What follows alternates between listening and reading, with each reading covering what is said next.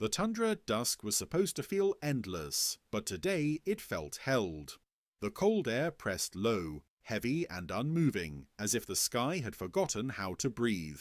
And above it all, pale green light hung across the horizon in a solid sheet, an aurora that had not shifted, flickered, danced or swayed for 3 nights straight.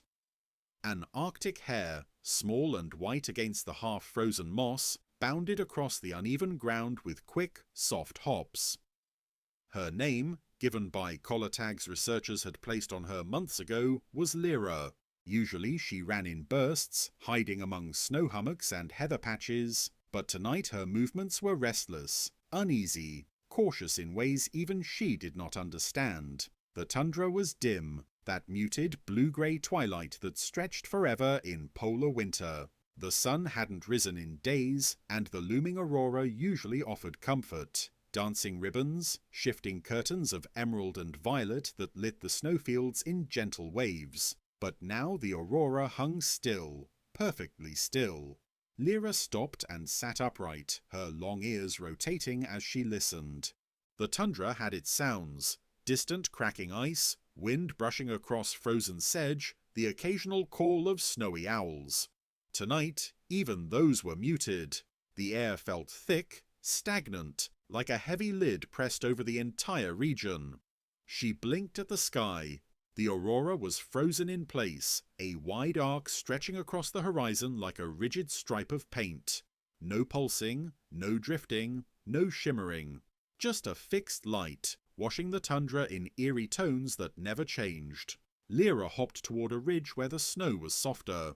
Beneath her paws, she felt the thin crust crack, but even that sound felt smothered, swallowed by the dense air. Something was wrong with the sky. Something was wrong with the air. She sniffed. The cold smelled normal, sharp, mineral, tinged with dry ice crystals. But the air lacked the usual movement. No wind, no bite. Even her whiskers, which usually fluttered in the slightest breeze, hung still. Her instincts prickled. A distant hum rolled across the tundra, mechanical, soft, familiar. Humans. Hare crept toward the sound, weaving between low tundra shrubs and half-buried rocks. Ahead, she spotted a cluster of snowmobiles parked beside a portable research shelter. Large antennas rose into the sky, pointed directly at the unmoving aurora. 2 scientists stood near a panel of instruments flashing cold blue light. One held a radio transmitter, frowning deeply. Electromagnetic readings are static, no fluctuation in the ionosphere. Another scientist typed rapidly on a laptop, breath forming faint clouds. It's like the aurora is pinned in place, no solar wind variation, no geomagnetic ripple, nothing. The first looked at the sky again. The particles are there, but they're not moving. This has never been recorded. Hare watched them quietly, crouched low. Their worry permeated the air more than their words. Humans spoke fast when nervous, and these humans were speaking too fast. She turned away, ears twitching. The tundra should have been alive with faint creaks of frozen ground shifting, with wind brushing snow. But the silence felt unnatural, not peaceful, but restrained. Hare bounded across a wide drift. The aurora above her cast a constant shadow behind her body, never shifting position. Usually the shadows danced, lengthening and shortening with the sky's movement. Tonight her shadow stayed the same size, the same shape, following her like a frozen stain. She paused, turned, watched it. Still, the sky did not move. Nothing responded. She ran further, her powerful hind legs propelling her across the icy surface. A fox should have chased her by now. The tundra always had predators watching. But no fox appeared. No snowy owl swooped. Even the muskox herd that usually grazed nearby was absent. Hare stopped again, breath shallow. The air felt wrong. Not poisoned, just unmoving. A stagnant cold. The kind that trapped sounds and smells instead of carrying them. Behind her, one of the scientists raised his voice, frantic now. Atmospheric stratification is too strong. Temperature inversion holding the layers still. But the Aurora shouldn't freeze, even with inversion, unless the geomagnetic activity is disrupted. Lyra didn't know magnetism, she knew survival. Something in her instincts told her she needed movement. Wind, snow, anything. But the world around her seemed locked, as if waiting for a signal that never came. She bounded over a patch of exposed permafrost. A crack beneath the ice should have groaned as she passed, but the sound that emerged was soft, muffled, the ground's voice suppressed by the heavy air. She climbed a low ridge and saw the vast tundra stretch endlessly beneath the frozen Aurora. Pools of half-formed ice reflected the unmoving sky perfectly, like mirrors. Even the stars behind the Aurora seemed unusually still, not twinkling, not pulsating with atmospheric disturbance. Lyra's whiskers vibrated once, not from wind, but from tension she could not name. She pressed herself low to the snow. A distant rumble, faint but deep, rolled beneath her paws. Not a predator, not thunder. A distant shifting of ice sheets under pressure. Normally such rumbling vibrated through the tundra, echoing. Tonight it died quickly, swallowed by the still air. Nothing carried. Nothing flowed. Nothing breathed. Lyra lifted her head again, staring at the unmoving Aurora, at the unnatural stillness of the sky that should have danced above her. Its green glow reflected in her dark eyes, unchanging, rigid, wrong. She hopped down the ridge, more slowly this time. Every creature she passed, a ptarmigan nesting under a shrub, a stoat slipping across the snow, moved with hesitation, confusion. Even they sensed that the world had paused above them. The tundra was alive, but the sky was not, and the sky's stillness suffocated everything below. Lyra bounded one last time toward a cluster of rocks she used for shelter. Her shadow, still perfectly static, stretched behind her without shifting even once. She tucked herself beneath the stone, but the cold there felt the same. No deeper, no darker. Shadows meant nothing under an unmoving Aurora. The tundra exhaled a long, low sigh. Not wind, not ice, just the sound of a world waiting. But the Aurora did not respond. And until it moved again, until the magnetosphere awakened, until the inversion loosened, until the sky remembered how to breathe, Lyra would run across a world where even the heavens refused to move. Lyra stayed under the rock ledge longer than any hare should stay still. Her heartbeat was fast, not from exertion, but from a tension she could not describe. Every instinct inside her told her to wait for the wind, to wait for the sky to tremble, to wait for the soft whisper of snow shifting across the tundra. But nothing came.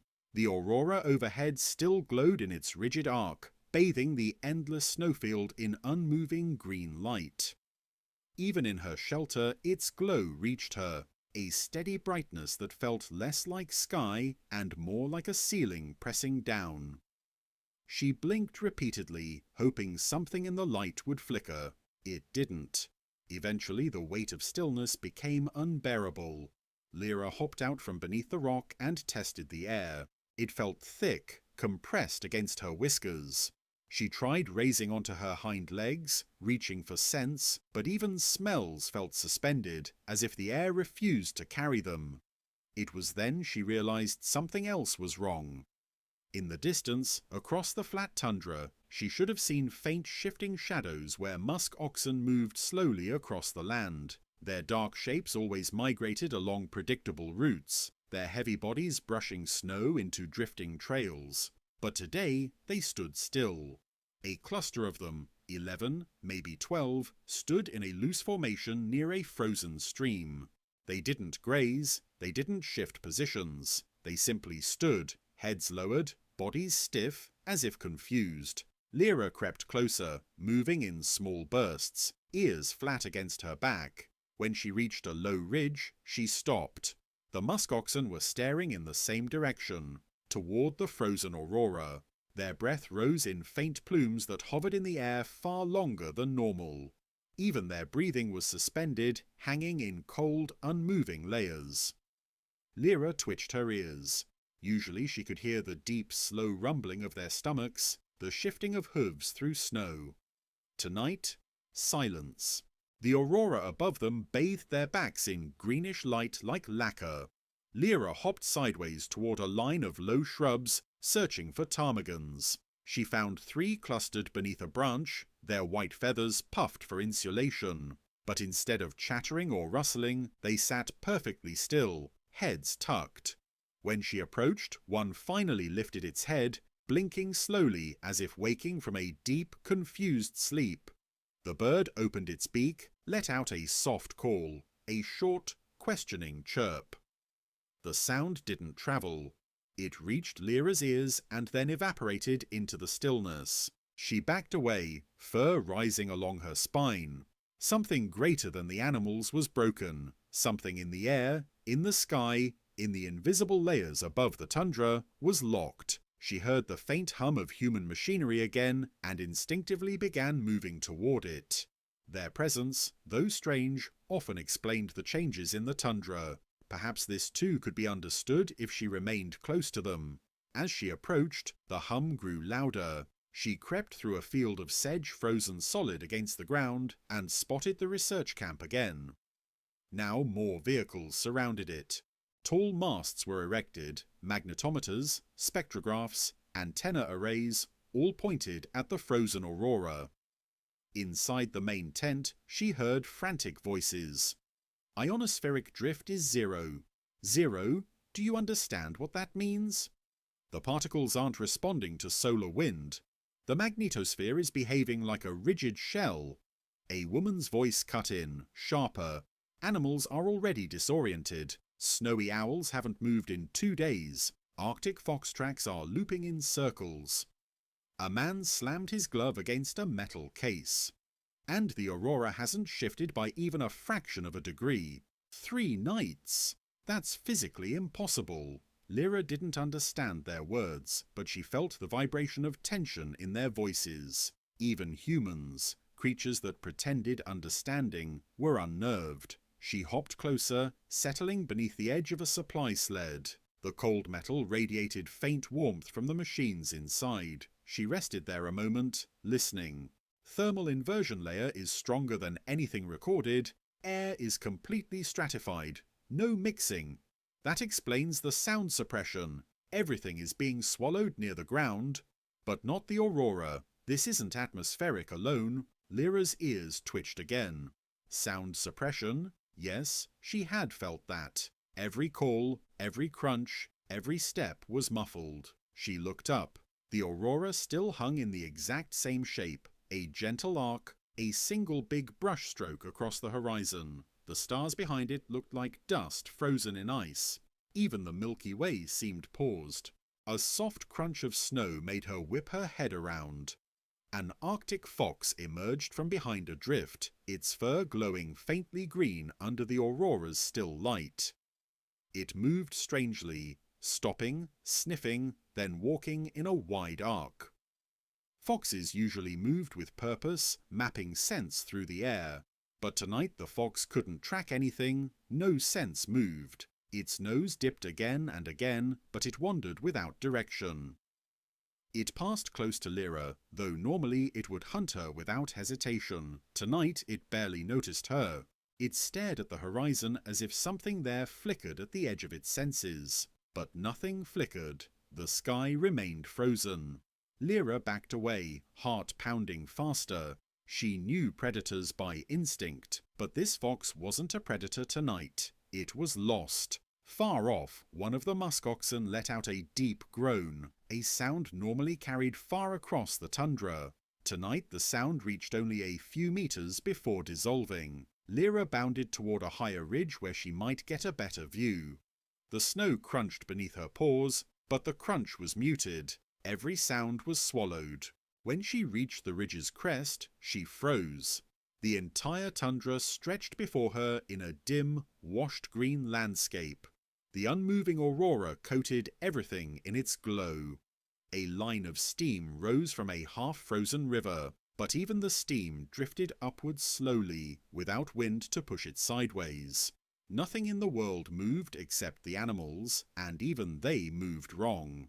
A snowy owl took flight in the distance, wings beating heavily. It flapped once, twice, then glided, but instead of drifting smoothly with air currents, it fell into a clumsy descent, wings adjusting rapidly, unable to find a stable path.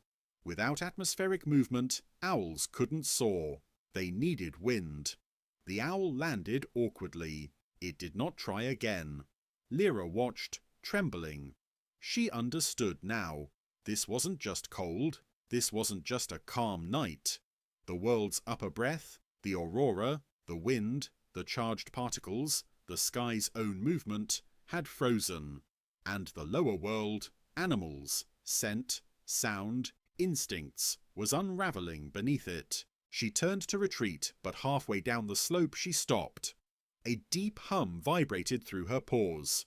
Not from humans, not from predators, from the air. The aurora pulsed, once like a heartbeat. But it did not move. It stayed. Still. Rigid. Unyielding. And Lyra, staring up at the frozen sky, understood with perfect instinctive clarity. Until the sky released its hold, until the air remembered flow, until the aurora resumed its ancient dance, the tundra below would remain in a world that could not breathe.